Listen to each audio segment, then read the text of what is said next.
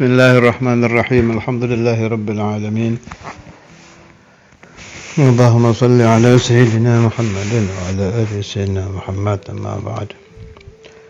Qala al-mu'allif rahimahullahu ta'ala wa nafa'ana bihi fid dharain amin. Kitabul Hikam, hikmah 25. Ma tawaqqafa matlabun anta talibuhu bi rabbika wa la tayassara matlabun anta talibuhu bi nafsika. Ma tawaqqafa, tidak akan terhenti, matlabun, suatu permintaan, anta talibuhu bi rabbika, yang engkau mencarinya, bi rabbika, dengan Tuhanmu. Wala tayassara, dan tidak akan menjadi mudah, matlabun, satu permintaan, anta talibuhu binafsika, yang engkau mencarinya dengan nafsumu. Boleh diberi makna itu, boleh juga diberi makna dengan dirimu sendiri. Sebelum baca syarah ini, ada beberapa makna yang kelas kita dulu ya. Syekhuna Abu Yahya dulu sering ngasih keterangan begini. Idza tulibta u'inta wa idza talabta wukilta. Jadi dulu zaman masih mondok di Buya itu, kita itu kalau disuruh ceramah kan berat kan. Nah, itu mesti beliau ngomong gitu, beliau ke Abu Hamid. Itu jadi dalil yang biasa dipakai itu, idza tulibta wa anta wa idza talabta wukilta. Maknanya bagaimana? Kalau kamu diminta, bermakna diperintah oleh Allah Ta'ala, bukan keinginan kita sendiri, atau diminta oleh seseorang, masalan disuruh ceramah, disuruh memberi nasihat, disuruh apa, nafsu kita nggak kepingin, ya, nafsu nggak mau, bagus itu kalau kita paksa. Idza tulibta u'inta, Allah yang akan menolong engkau akan ditolong Allah. Sering terjadi juga di beberapa ikhwan, kalau ngobrol-ngobrol itu, kalau kita lagi ngobrol-ngobrol sama sesama tukang kasih nasihat, tukang ceramah, tukang ngajar itu, kapan kamu, kalau saya tanya mereka itu, kalau ceramah atau ngasih nasihat yang paling menyentuh hati pendengar, itu pasti rata-rata jawabannya ketika kita terpaksa, nggak kepingin, nggak nafsu, nggak syahwat, nggak mau, tapi karena yang ngasih perintah guru atau tokoh, wah terpaksa, itu malah jadinya bagus. Itu memang begitu. Idza tulibta wa inta wa idza talabta wukilta. Tapi kalau kamu yang mau, kamu akan dipasrahkan dengan dirimu sendiri. Jadi bahasa ininya apa ya, kayak asrornya hilang gitu, kayak Allah lepas tangan. Bukan ya mustahil Allah lepas tangan ya, tetap al-muharrik wallah, cuma ya apa ya, kayak nggak ada pertolongan Allah gitu. Jadi mentah, jadi nggak enak nasihatnya, ceramahnya kalau kita yang kepingin. Nah, itu mirip-mirip ini keterangannya Sayyidi bin Athaillah ini. Apa tadi? Ma tawaqqafa matlabun anta talibuhu bi rabbika. Tidak akan terhenti satu matlab, satu hajat, apa saja, satu keinginan. Itu makna muradnya ya. Anta talibuhu bi rabbika, yang engkau mencarinya bi rabbika, dengan Tuhanmu, yang enggak ada kecampuran nafsu di situ. Murni lillah. Itu pasti zen, kamil. Wala tayassara matlabun anta talibuhu bi nafsika. Tapi kalau yang kepingin nafsumu, udah taab itu. Baya ta'assar, akan menjadi sulit. Ini satu makna yang untuk kelas kita ya, kelas awam. Ada makna lain lagi di kalam Sayyidi bin Athaillah ini yang dilarikan pemahamannya ke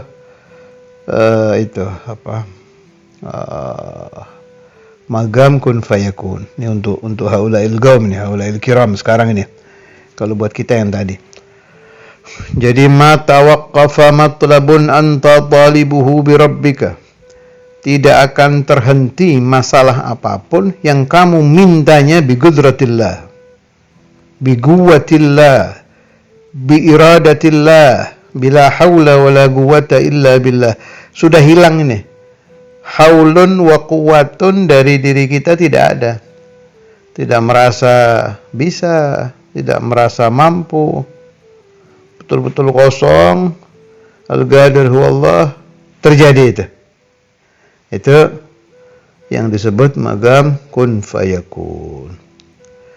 Jadi kalau orang sudah bisa betul-betul menjadikan la haula wala quwata illa billah menjadi darahnya, menjadi dagingnya, menjadi nafasnya, menjadi isi zahir batinnya, betul-betul la haula wala quwata illa billah. Ingin apapun terjadi langsung, nggak pakai nanti-nanti itu. Ada yang nanya tuh, kan semua akwan, semua awalim, semua hawadith, segala sesuatu yang terjadi di alamul mulki wal malakut, per detiknya itu sudah ada qada dan qadar, sudah ada iradatullah, sudah ada qudratullah. Nggak mungkin berubah kan? Bagaimana mungkin ada hambanya Allah Ta'ala katanya punya magam kun fayakun. Dah kalau Allah kepingin A, si abad pingin B, masa Allah nurut sama dia? Nah, jawabnya bagaimana? Jawabnya, seorang abad al-jalis fi magami kun fayakun, hamba yang sudah sampai ke magam kun fayakun, itu keinginan dia pas sama dengan kudrat iradanya Allah. Memang dibikin begitu sama Allah. Jadi inginnya si manusia ini kan pusatnya kan di hati kan, di qalb. Nah, si qalb ini diilhami Allah Ta'ala menginginkan sesuatu yang sesuai dengan kudrat iradahnya Allah. Atau kalau mau pakai bahasa Lauhul Mahfuz begini. Jadi hatinya si wali nih, si abad yang duduk di magam kun fayakun ini dikuasai Allah kan. Jadi ditakdirkan hati ini menginginkan pas dengan yang maktub fil Lauhul Mahfuz gitu. Jadi nggak ada mukhalafah, nggak ada pertentangan antara iradahnya Allah dengan iradahnya si wali. Jadi aslinya ya Allah juga, aslinya ya memang Allah juga. Itu begitu maksudnya. Jadi tidak ada perbedaan iradah antara abad dengan ma'bud, antara si wali dengan Allah Azza wa Jalla. Itu salah satu makna ma tawaqqafa matlabun anta talibuhu bi rabbika wa la tayassara matlabun anta talibuhu bi nafsika. Sekarang kita baca syarahnya, pendapat Sayyidi Syekh Syarnubi bagaimana ini.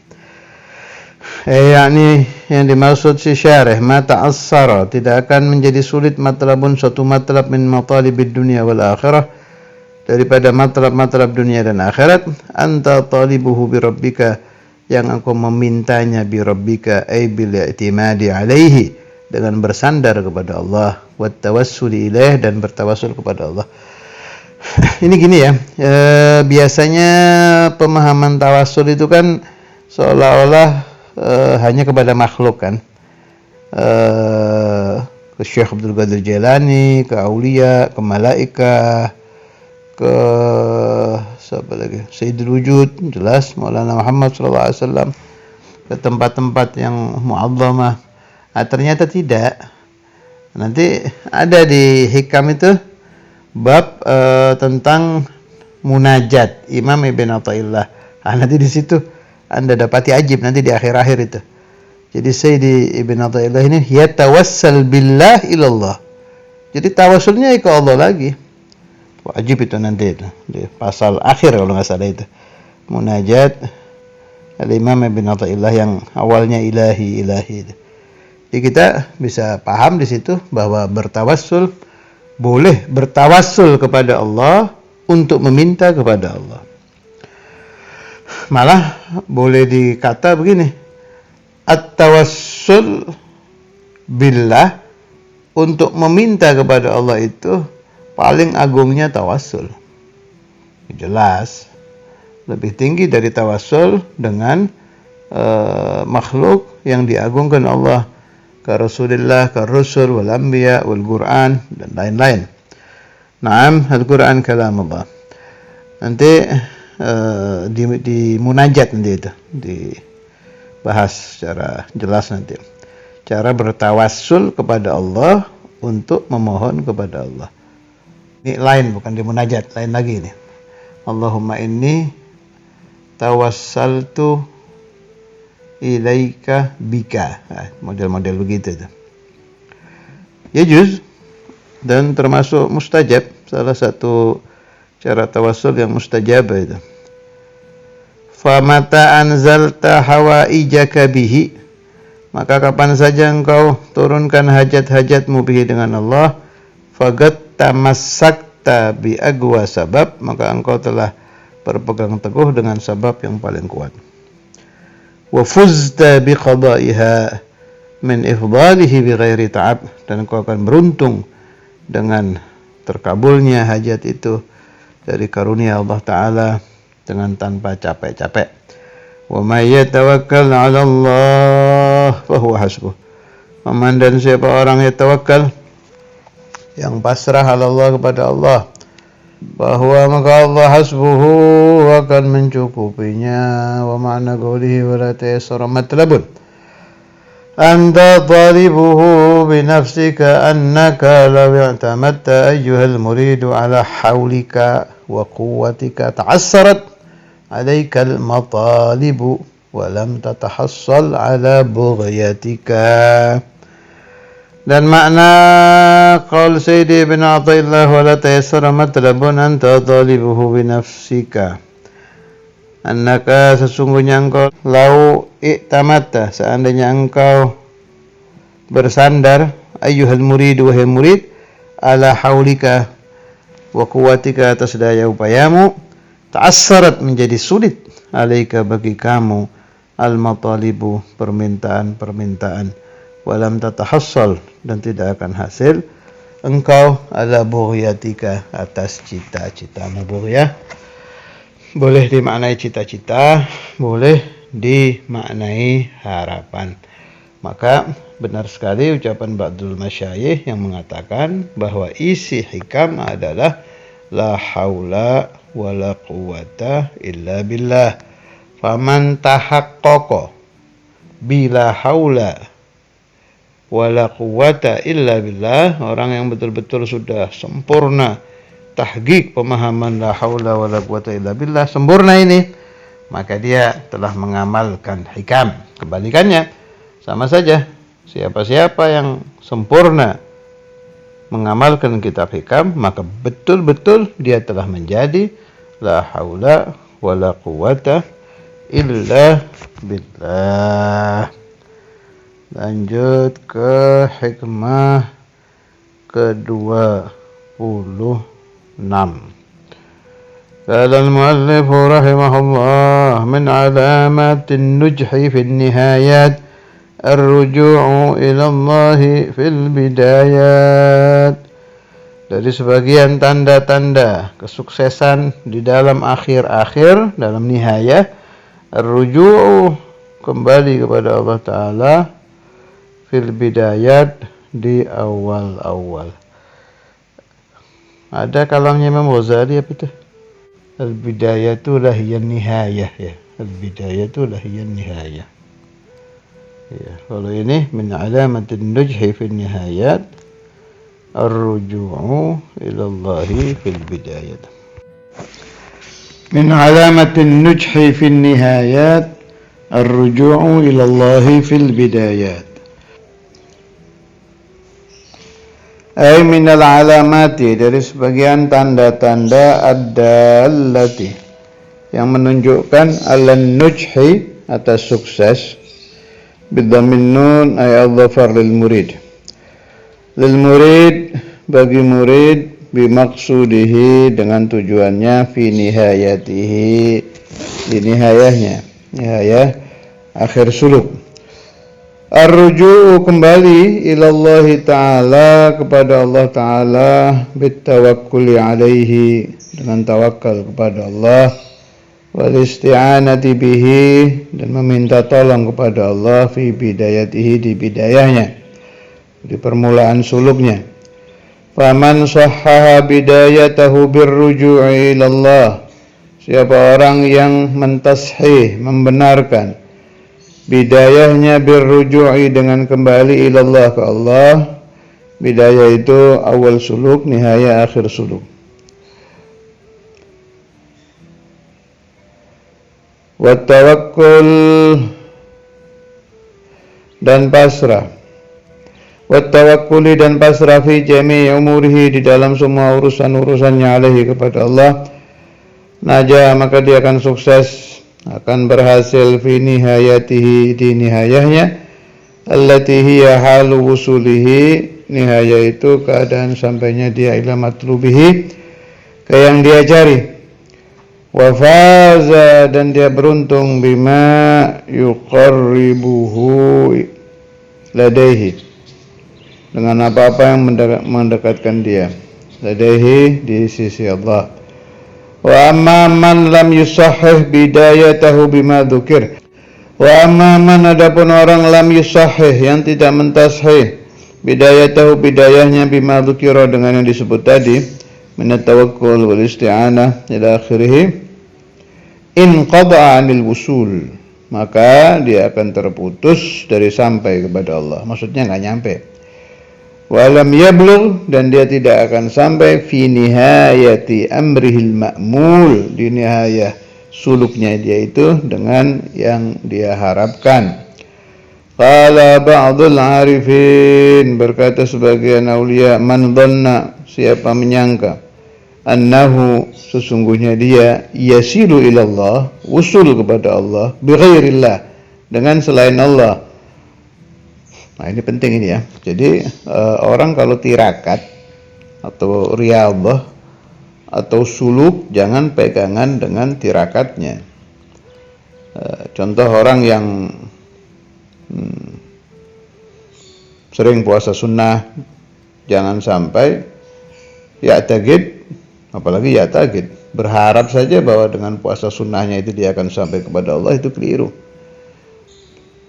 Ada orang yusalli ala Nabi sehari sampai 100.000, 50.000, 30.000, 10.000. Jangan sampai dia menyangka bahwa dengan sholawat itu dia sampai kepada Allah.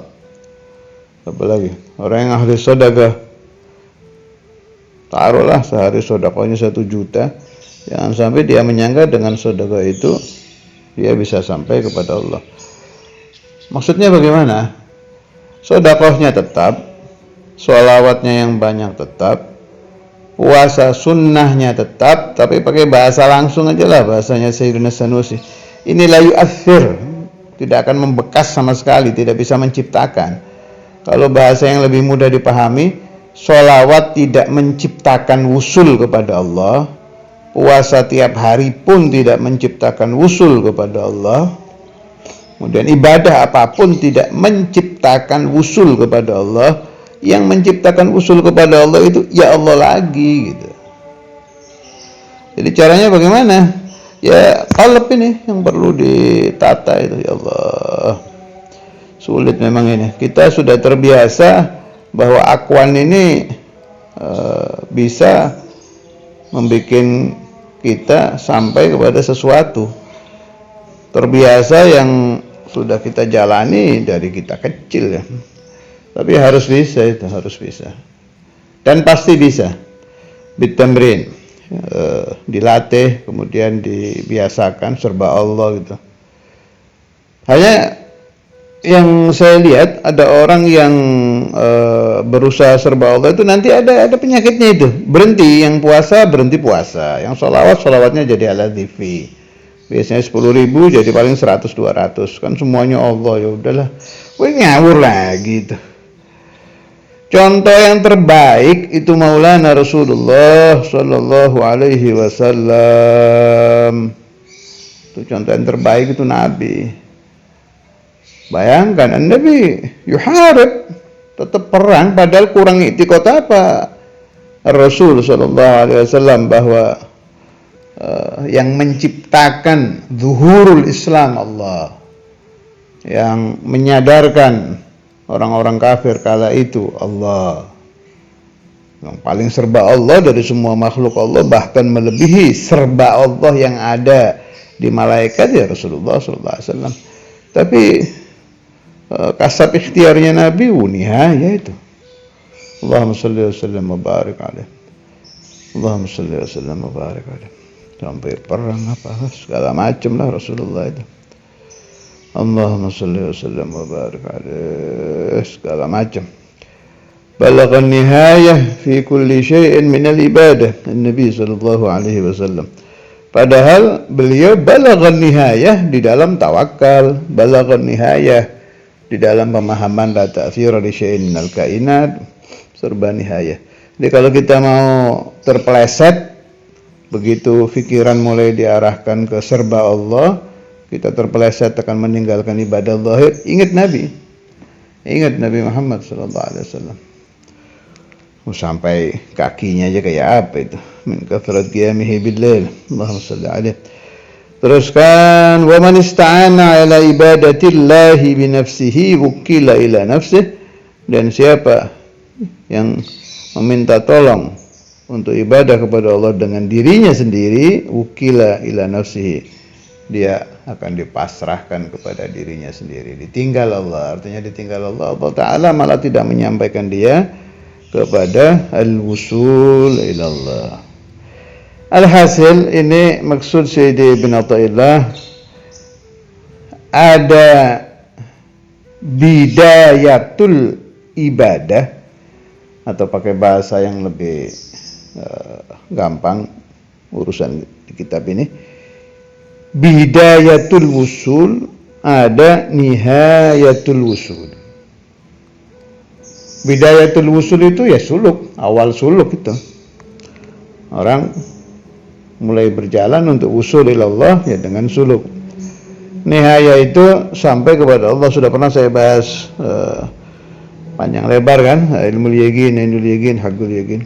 Udah tinggal kembali aja ke pembahasan itu. Ini ada alamat tanda orang yang akan sukses di dalam usul ilallah itu, ketika mula-mula dia suluk itu rajinnya luar biasa. Bukan malah bermalas-malasan, rajinnya luar biasa. Rajin apa? Rajin memperbaiki batin untuk serba Allah. Ar-ruju' ilallah fil bidayah. Rajin memperbaiki hati, diisi dengan tawakal, isti'anah, dan golongan-golongan begitu itu, tanpa, ini penting, tanpa meninggalkan kasab ikhtiar ibadah.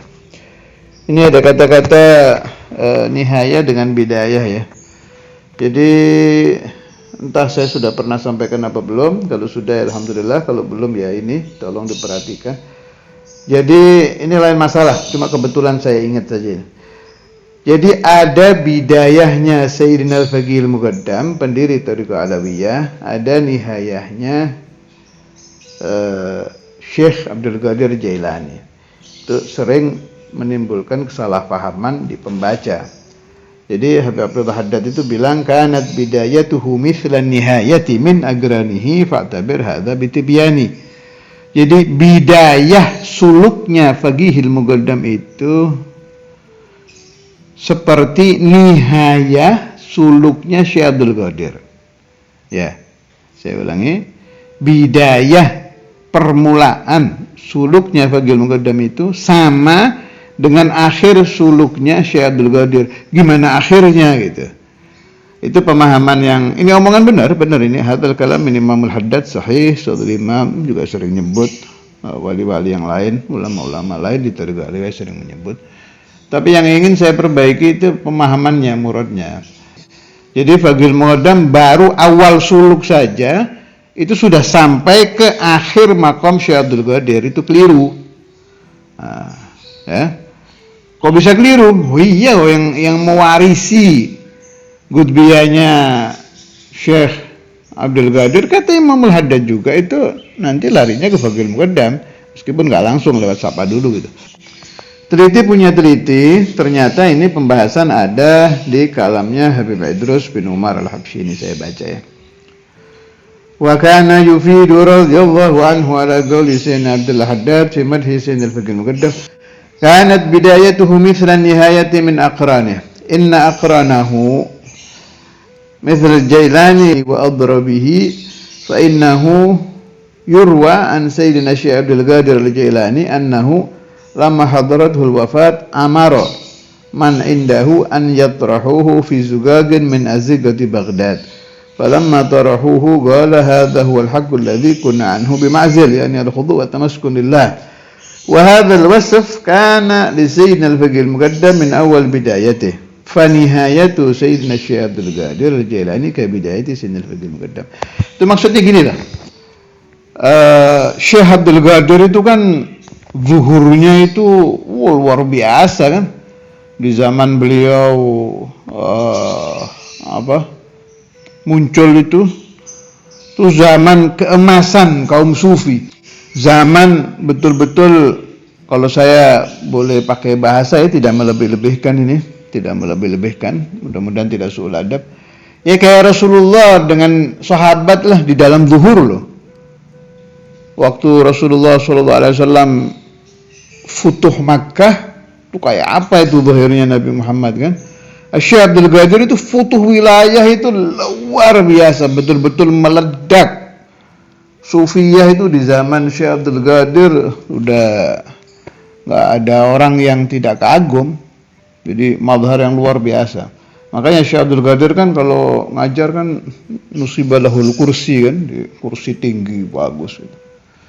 Fathul Muqaddam kebalikannya Syekh Abdul Qadir. Tidak terlalu menampakkan, kadang ke pasar beliau jalan sendiri, bahkan belanjaan dari pasar itu beliau bawa khumul. Jadi bukan zuhur tapi khumul. Itu dari awal suluk sudah seperti itu Fathul Muqaddam. Nah, makanya ketika Syekh Abdul Qadir kan wali itu kan mencari sempurnanya sempurna, kesempurnaan yang sudah tidak ada lagi sesuatu di atasnya. Jadi sambil mendapat kewalian sambil ini sambil itu, Syekh Abdul Qadir tetap ala basirah, mikir beliau. Wah, apa yang kurang saya ini? Apa yang kurang saya ini? Terus begitu untuk mendapatkan nihayatu darajatil kamal, kesempurnaan kewalian yang paling tinggi. Akhirnya beliau dapat isyarah ketika akan meninggal, beliau memerintahkan murid-murid beliau untuk mengangkat beliau dibawa ke salah satu lorong dari lorong-lorong Baghdad. Kalau bahasa orang Jawa, gang dari salah satu gang Baghdad, zugag min azigati Baghdad, untuk menghilangkan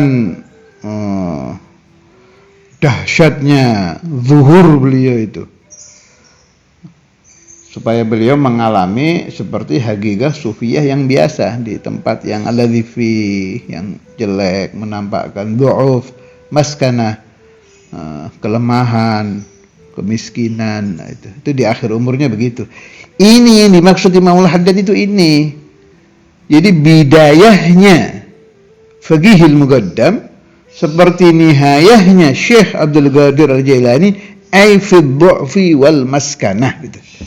Lihat kalam Al-Habib Idrus bin Umar Al-Habsyi ketika beliau mensyarhi kalam Sayyidina Al-Haddad tadi. Jadi bukan seperti yang disalahpahami oleh sebagian pembaca dan pendengar, yang sering mendengarkan ceramah-ceramah tentang azamah Sayyidina Al-Faqih Al-Muqaddam, wah lihat tuh Syekh Abdul Qadir akhir magomnya Faqih Al-Muqaddam baru jalan udah kayak gitu. Wah, itu ngawur itu. Pemahaman keliru itu, bukan begitu maksudnya. Jadi fil khumul. Wes gitu bahasa yang paling gampang. Jadi di akhir umurnya beliau menghumulkan dirinya. Dan itu wasful khumul itu sudah dijalani oleh Sayyidina Al-Faqih Al-Muqaddam min awal bidayati sulukihi wa sallallahu alaihi wasallam Muhammad ala alihi wasallam. Alhamdulillah rabbil alamin.